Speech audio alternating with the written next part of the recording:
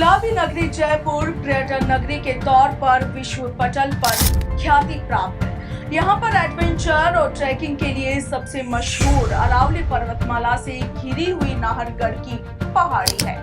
मगर बीते 5 दिनों से ये पहाड़ी जयपुर पुलिस के लिए एक अबूझ पहेली बन गई है, जिसे सुलझाने के लिए पुलिस इस पहाड़ी के जंगलों में दिन रात डेरा डाले हुई है। सिर्फ जमीन पर ही नहीं बल्कि आसमान से हेलीकॉप्टर और ड्रोन की मदद से भी पुलिस इन घने जंगलों में सर्च ऑपरेशन चलाकर एक अनसुलझी गुत्थी को सुलझाने में जुटी हुई है। और ये गुत्थी है जयपुर के 2 युवकों आशीष और राहुल की। 1 सितंबर 2024 को जयपुर के शास्त्री नगर के रहने वाले 2 सगे भाई राहुल पाराशर और आशीष पाराशर, जिनकी उम्र क्रमशः महज 23 और 19 साल है, अपने घर से नाहरगढ़ की पहाड़ी पर स्थित चरण मंदिर के दर्शन के लिए निकले थे। मगर अचानक होता यूं है कि दोनों रास्ता भटक जाते हैं। घने पेड़ों से घिरी पहाड़ियों पर मोबाइल नेटवर्क की समस्या के चलते दोनों इतना दूर जा चुके थे कि वापस ही नहीं मिले।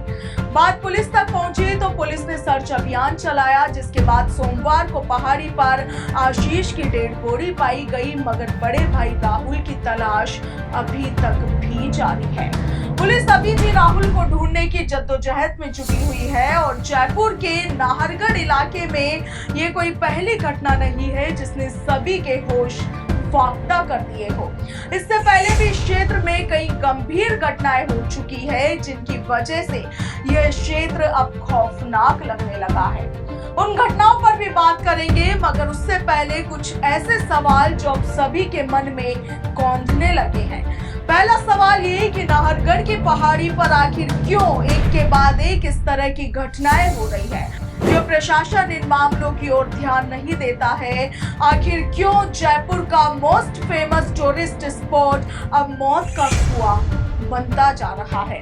आखिर क्यों प्रशासन और सरकार इन एक्सीडेंट्स को कम करने के लिए कोई उपयुक्त कदम नहीं उठा रही है? सवाल कई सालों से है, मगर जवाब का इंतजार आज भी बरकरार है। आप इस बारे में सोचिएगा जरूर और अपनी राय हमें भी कमेंट सेक्शन में लिखिएगा। और चलिए अब एक नजर बीते 10 सालों में जयपुर के नाहरगढ़ क्षेत्र में हुई कुछ गंभीर घटनाओं और अपराधों पर। साल 2014 एक स्थानीय कॉलेज के छात्र की लाश नाहरगढ़ किले के परिसर में पाई गई थी। प्रारंभिक जांच में से सुसाइड के रूप में देखा गया, मगर कुछ लोगों ने हत्या की आशंका भी जताई थी।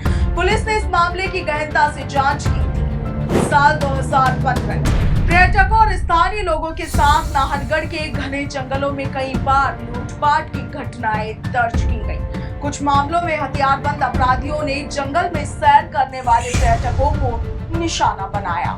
इन घटनाओं के बाद सुरक्षा को मजबूत करने का प्रयास भी किया गया। इसके बाद महीना नवंबर और साल 2017 नाहरगढ़ किले की दीवार पर एक युवक की लाश लटकी हुई पाई गई। दीवारों पर पद्मावती फिल्म से जुड़ी कुछ विवादित पंक्तियां लिखी हुई थी, जिससे यह मामला और भी ज्यादा चर्चित बन गया। इसे सुसाइड और मर्डर दोनों के ही संदर्भों में जांचा गया, मगर अंतिम निर्णय पर पहुंचना कठिन रहा। साल 2018 एक युवती के साथ नाहरगढ़ क्षेत्र के एक सुनसान हिस्से में दुष्कर्म का मामला दर्ज हुआ। इस घटना ने क्षेत्र की सुरक्षा व्यवस्था पर तमाम सवाल उठाए और पुलिस द्वारा गश्त बढ़ाई गई। हालांकि आरोपियों को तुरंत गिरफ्तार भी कर दिया गया था। साल 2020 एक परिवार के 5 सदस्यों की हत्या की खबर नाहरगढ़ की पहाड़ियों के पास से मिली। प्रारंभिक जांच में से जमीन विवाद से जुड़ा हुआ मामला बताया गया था। इस घटना ने पूरे क्षेत्र को हिला दिया था और पुलिस ने तेजी से जांच शुरू कर दी थी। साल 2022 किसी राजनीतिक मुद्दे से जुड़ी एक घटना के बाद नाहरगढ़ किले पर विरोध और प्रदर्शन के दौरान हिंसा भड़क उठी थी। किले की दीवारों को तोड़फोड़ की गई और कई लोगों को हिरासत में भी लिया गया।